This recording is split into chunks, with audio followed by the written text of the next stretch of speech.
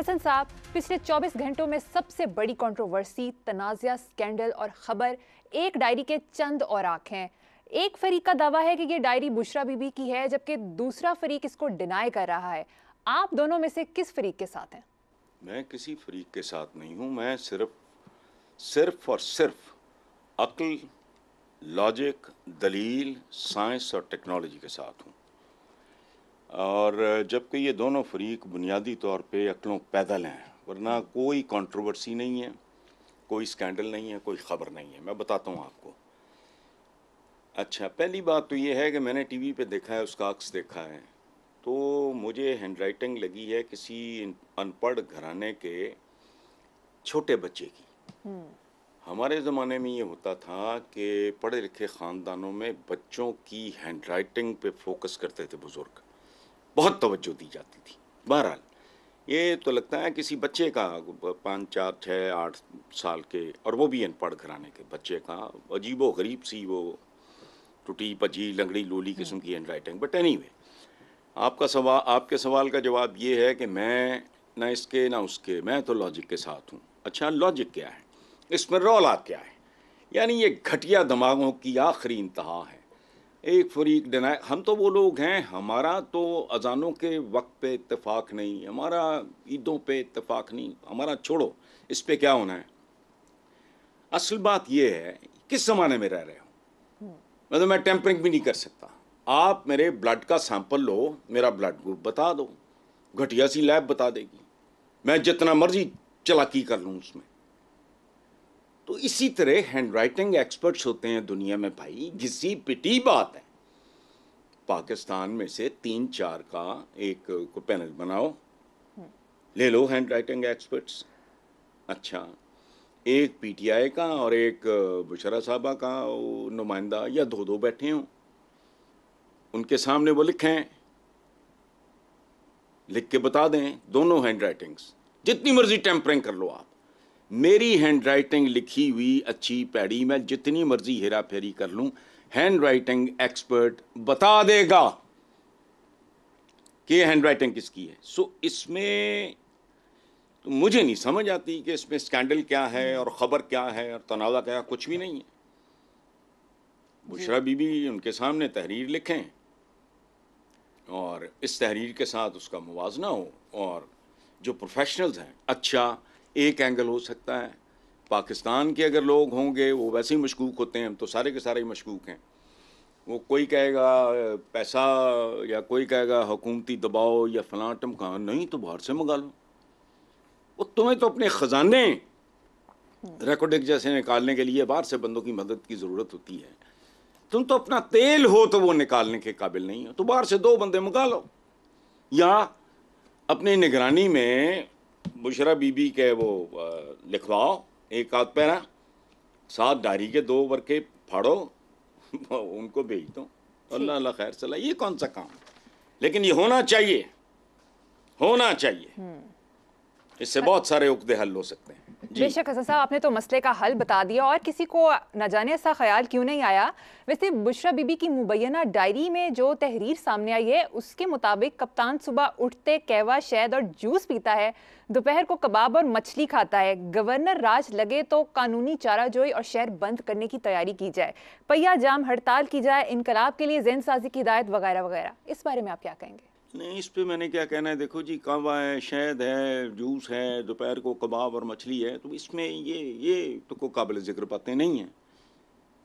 मैं 1 मील a day man हूँ। मैं सुबह एक इतने से ड्राई फ्रूट, चाय कॉफ़ी, अल्लाह अल्लाह खैर सला, या उबला हुआ एक अंडा, वो ख़त्म हो गई बात। इसमें ये तो अपनी अपनी पसंद नापसंद या रिक्वायरमेंट, बॉडी रिक्वायरमेंट क्या है, ये उस तरह की बात। अच्छा, बाकी रह गया पहिया जैम, ये वो मेरी अकल से बाहर है।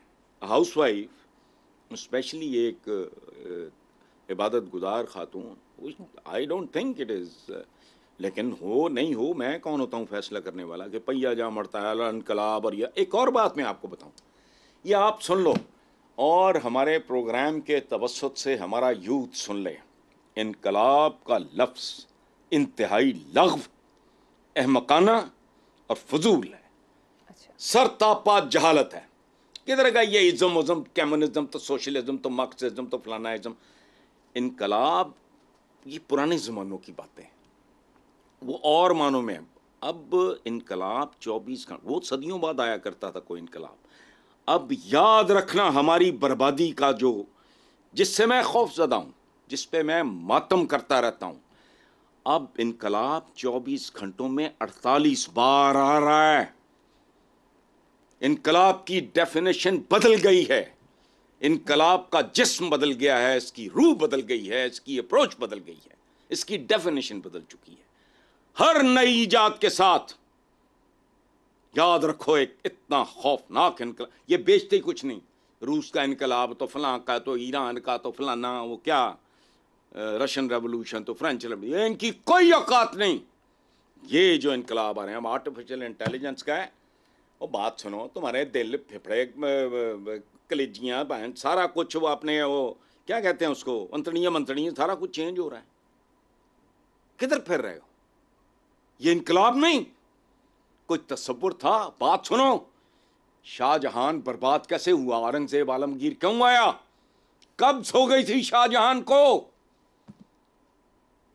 और वो मौत की दहलीज से पलटा, इलाज ही नहीं था। किसी का मेरे को तुक्का लग गया तो, और अफवाह फैल गई कि इज मोर और लेस डेड।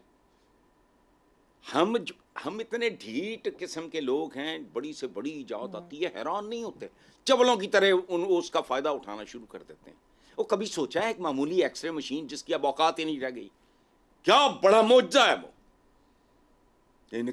इनकलाब आ रहे हैं खौफनाक। देखो, अमेरिकन प्रेसिडेंट वॉशिंगटन में बैठा, खुदा और मील दूर, उसामा बिन लादेन का ऑपरेशन मॉनिटर कर रहा है। तुम्हें और क्या चाहिए?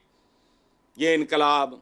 अच्छा, याद रखना, जो मॉडर्न रेवोल्यूशन है, जो मैं कह रहा हूं कि 24 घंटे में 48 बार आ रहा है, हम जैसे जाहिलों को खबर भी नहीं, खबर हो भी तो औकात नहीं कि उसका इंपैक्ट हो हम पे। टूटी भजी बेचारी मुलाजमा जी जा रही होती है, स्लीपर उसके पैरों में ठीक नहीं होते, टूटे होते हैं, जिस उसके कपड़े उसके फटे होते हैं, ये बसीदा वो जिसना अब्बे ने ईजाद कीता है। यानी पेट में रोटी हो ना हो, हाथ में मोबाइल जरूर है, ये इस तरह की बात है। अब इनकलाब नाम है सिर्फ और सिर्फ साइंस और टेक्नोलॉजी का। याद रखना, इनकलाब जो है वो जिस्मों को फतह करता था। ये बहुत भयानक इनकलाब है जो शुरू हो चुका है, हमें अकल नहीं आ रही। पागल हो गया था हमारा जीनियस, नाम क्या, गालिब, गोरे की माचिस देख के उसने कहा कैसी कौम है जो आग जेब में लिए फिरती है। हमारे यहाँ चवलों का क्या था मुहावरा, आग लैंड आई तो घर वाली बन बैठी। और पता है, हम वो लोग हैं जिन्होंने कभी हैंड पंप नहीं देखा था, उसको बम्बा कहते थे ये लोकल। औकात क्या थी, जहाज आ गया पर्दा कर लो, जैसे वो पता नहीं इन महारानियों को देखने के लिए खलबली मच जाती थी। वो पटड़ियाँ डाली अंग्रेज ने रेलवे ट्रैक का, ये इसलिए डाल रहे हैं कि हमारा मुल्क उठा के घसीट के ले जाएं। ये इस लेवल के हम लोग हैं, हमें समझ नहीं आ रही। आज का इनकलाब जिस्मों को, नई रूहों को, सोचों को, तरजीहात को, रहन सहन को, उठने बैठने को तब्दील कर देता है। आपके हुलिये, आपकी खुराक को कभी गौर तो करो। कल जिन बच्चों ने टेक ओवर करना है, अगर टेक ओवर करने को कुछ हुआ, वो हैं कैसे? कभी अपने टीवी ड्रामों पे, उनके लिबासों पे, उनके आपस के रिश्तों पे, उनकी बातों पे, एक दूसरे को मुखातिब करने पे जरा गौर करो। मैंने अपनी होश में, मैं को 100 साल का नहीं हूं, देखा है कि बुजुर्गों के सामने मियाँ बीवी आपस में गुफ्तगू तक नहीं करते थे। वो ठीक था गलत था मैं इस बहस में नहीं पढ़ रहा। Everything is changed. अब्बा अल्लाह माफी, अब्बा बला थी बहुत बड़ी, अब्बा गिरी, अब अब्बा बेचता क्या है, क्यों करते हैं बच्चे, मतलब एक और तरह का। देखो, हाथों से कभी देखो, ज़राअत की मुजद औरत है, ये याद रखना। मर्द जंगलों में धक्के खाता फिरता था शिकार करने के लिए, तो वो देखती थी बीज गिरा, यूं हुआ यूं निकला, ये वो सारा वो मुजद है। वहाँ से फिर वो आहिस्ता आहिस्ता सदियों ओवर सेंचुरीज हल बना, फिर ट्रैक्टर और वो लेज़र लेवलिंग। ज़मीन ऐसे है जैसे कागज़ नहीं होता सीधा। अच्छा, ये इसलिए ये जो जाहिल होते हैं, अनपढ़ होते हैं, या अनपढ़ों को बेवकूफ़ बनाते हैं या बनाने की कोशिश करते हैं, या खुद जाहिल होते हैं। इनकलाब केड़ा है? ये मेरे सामने है इनकलाब। मैं अपने घर में बैठा हूं, आप ऑफिस में बैठे हो। एक तीन लत्ता वाला एक भांडा जिहा खड़ा है, उसके बाद millions of people are going to watch it. और क्या करना है आपने? कल वो माचिस लेके आए थे, अभी ये लाइटर है, और अब पता नहीं क्या क्या है। यार मुझे तो चीज़ों की समझ नहीं आती, मैं तो आउटडेटेड आदमी। इनकलाब चबल जाए, इन्होंने क्या इनकलाब लाने हैं? इनकलाब लाने वाले ला रहे हैं ये अकेला आर्टिफिशियल इंटेलिजेंस का। याद रखो, हमारी तकदीरों के फैसले आसमानों पे हो चुके, इधर क्या निगरान वजीर। ठीक है।